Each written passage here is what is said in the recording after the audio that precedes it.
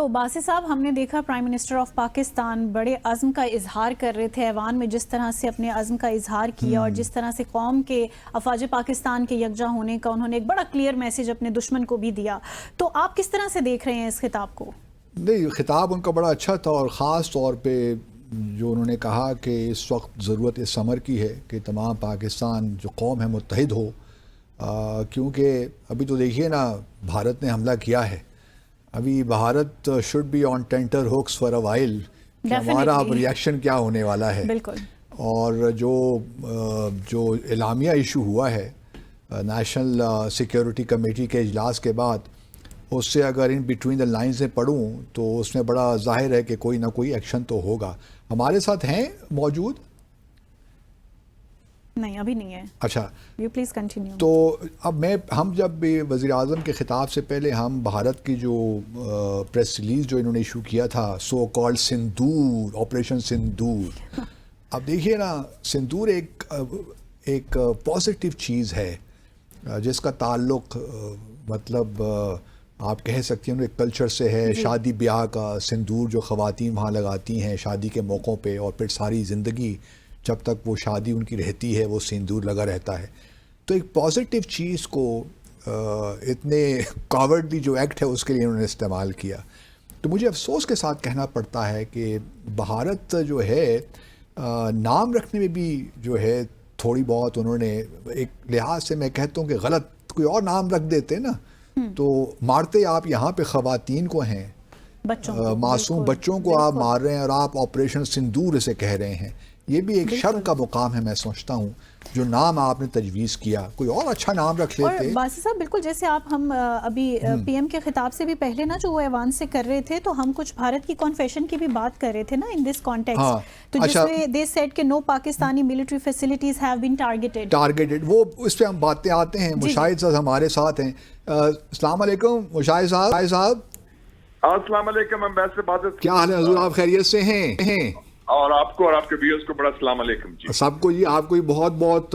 ایک تو ہمارے لوگ شہید ہوئے، ان کا افسوس اوبیسلی ہمیں ہے، لیکن ساتھ اس بات بھی خوشی ہے کہ جس طریقے سے ہم نے زبردست جواب دیا بھارت کو. ابھی جواب دیا نہیں، ابھی تو ہم نے اپنا ڈیفینڈ کیا ہے، اور اس ڈیفینڈ اور ابھی ڈیفینڈ میں بھی ہم نے ماشاءاللہ ان کے 5 جو اسٹیٹ آف دا آرٹ جہاز ہیں وہ مار گرائے ہیں. آپ مجھے یہ بتائیے کہ جو انہوں نے اپنا جو پریس ریلیز کا انہوں نے ایشو کیا تھا، اور اس میں انہوں نے کہا تھا کہ جی ہمارا تو بڑا میجرڈ ایک ایکشن تھا، فوکسڈ ایکشن تھا، ہم نے کوئی نان ایسکلیٹری ہمارا ایکشن تھا، اور ہم نے کوئی پاکستانی ملٹری فیسلٹیز کو ٹارگٹ نہیں کیا.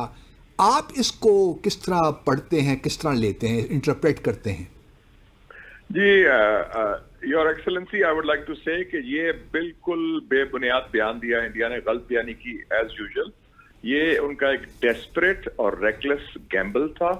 انہوں نے نہ صرف سیولین ٹارگٹس کیے بلکہ ایک اور اسٹیپ بھی آگے لے گیا کہ وہ پاکستان کی جو ہائیڈل انسٹالیشنز ہیں، جو پاکستان کی اکنامک لائف لائن ہے، نیلم جیلم پروجیکٹ، اس کو بھی ٹارگٹ کیا. تو وہ جو کہتے ہیں کہ ہم نے نان ملٹری ٹارگٹس کیے، they targeted the people of Pakistan, they targeted the hydel infrastructure of Pakistan. تو اس سے بڑی تو ریکلیس ایکشن نہیں. مطلب آپ یہ کہنا چاہ رہے ہیں کہ اگر ملٹری کو ٹارگٹ کرتے تو شاید وہ بہتر ہوتا، رادر دن کہ ہمارے سویلینز کو ٹارگٹ کیا. کچھ آپ یہ بتانا چاہ رہے ہیں؟ دیکھیں نا، وار میں تو چلو military targets are legitimate, it's a military to military battle. جیسے ہم نے ان کے ملٹری ٹارگٹس کیے، ہم نے ان کے جہاز گرائے ہیں، ہم نے ان کا کوئی ان کے جو ملٹری انسٹالیشنز ہیں یا ملٹری ہیڈ کوارٹرز ہیں جہاں لوکیٹڈ ہے آکیپائڈ کشمیر میں، وہ کیا ہے. Those are legitimate military targets in a وار.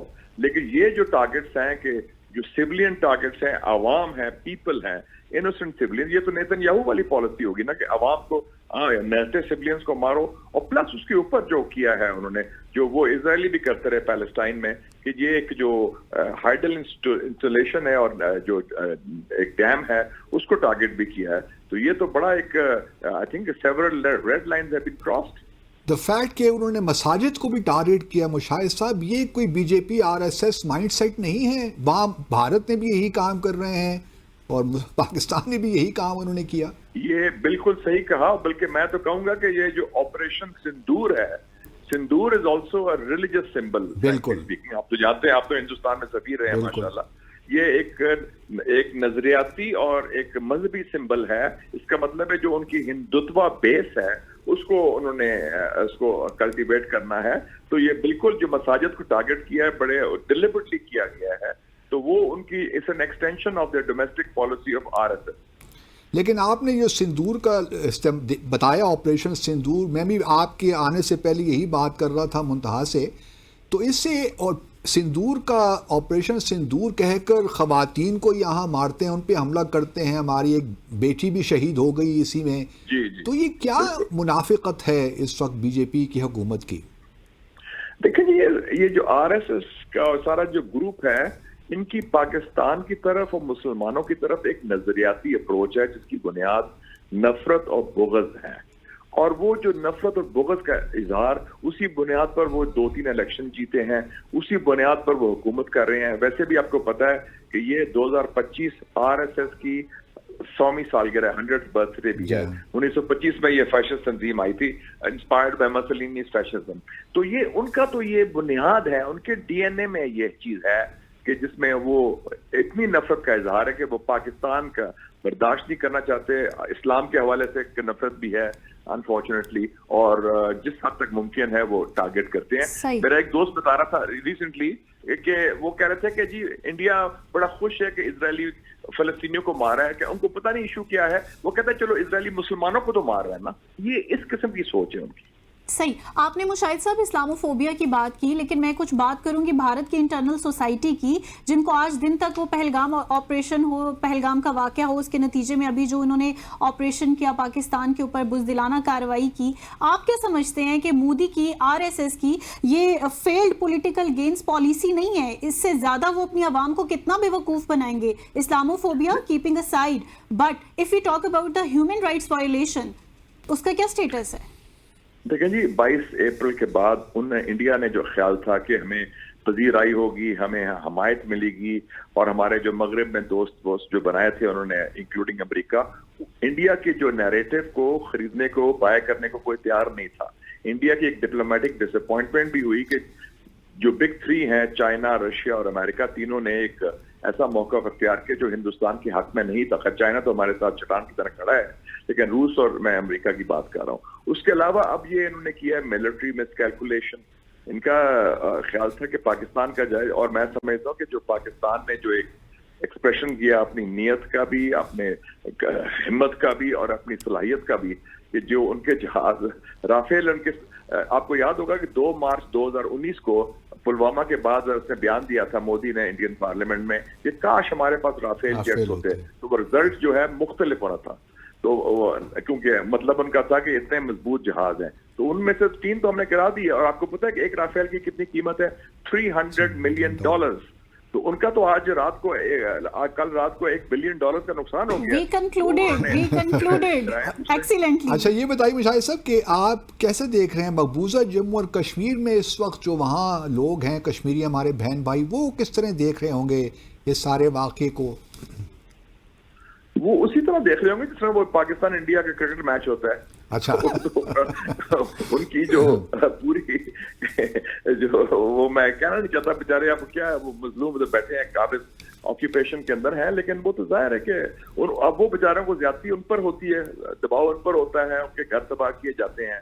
تو انڈیا پاکستان سے وہ نہیں کر سکتا، لیکن اپنے لوگ، وہ جو قابض لوگ ہیں ان کے نیچے کنٹرول میں، ان پر تو ظلم ڈھاتا ہے، مظالم ڈھاتا ہے انفارچونیٹلی. اچھا آخر میں مجھے یہ بتا دیے مشاہد صاحب، ہم نے کافی وقت لے لیا آپ کا، کہ اب پاکستان کا کیا ریئیکشن ہونا چاہیے؟ اب ہمیں بس چونکہ ہم نے 5-6 ان کے طیارے گرا دیے، بات یہیں ختم ہو جانی چاہیے کہ آپ سمجھتے ہیں کہ نہیں بھائی ہمارے تو دیکھیں نا بے گناہ لوگوں کو، معصوم لوگوں کو انہوں نے شہید کیا، ہمارا آپ سمجھتے ہیں کہ ڈیٹرنس تھوڑا بہت ہم اس پہ کوئی کمپرومائز نہیں ہو سکتا، ہماری ریٹیلیشن تو بنتی ہی بنتی ہے؟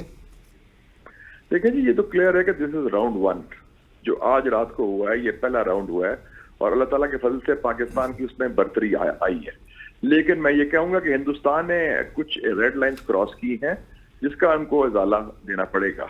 تو یہ ابھی شروعات ہے, ابھی بات ختم نہیں ہوئی. I expect around 2. چلیے بہت بہت شکریہ مشاہد صاحب, very kind of you to come. Thank you very much. Thank you very much sir, very kind. اب دیکھیے اصل بات تو اب یہ ہے نا منتہا کہ ہم تو پچھلے 22 اپریل سے لے کر اب تک طے تھے کہ بھارت نے کچھ نہ کچھ کرنا ہے. بھارت نے جو اس میں جو نظر آتا ہے, کیونکہ ہم نے ڈسکس بھی کیا تھا ڈسمبر میں, جے ڈی وینس جو وائس پریزیڈنٹ ہیں, لگتا ہے کہ انہوں نے پہلے ان سے پرمیشن لی ہے امریکہ سے, اور امریکہ نے مطلب نہ چاہتے ہوئے بھی شاید ان کو ایک لمیٹڈ آپریشن کی یا سویلینز کو مارنے کی اجازت شاید دے دی. آئی ڈو ناٹ نو, کیونکہ جس میں مشاہد صاحب کہہ رہے ہیں نا, ملٹری ٹو ملٹری ہو تو بات تو بنتی ہے. آپ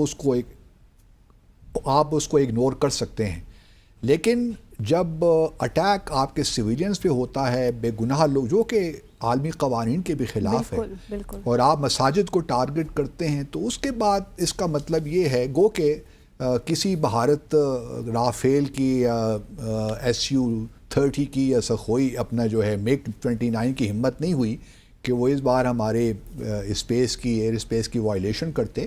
لیکن بہرحال میزائلس انہوں نے داغے ہیں نا, ہمارے سویلینز کو مارا ہے, شہید کیا ہے. تو اب یہ ہو نہیں سکتا کہ ہم جو ہے ٹارگٹ کوئی ریٹیلیٹ نہ کریں.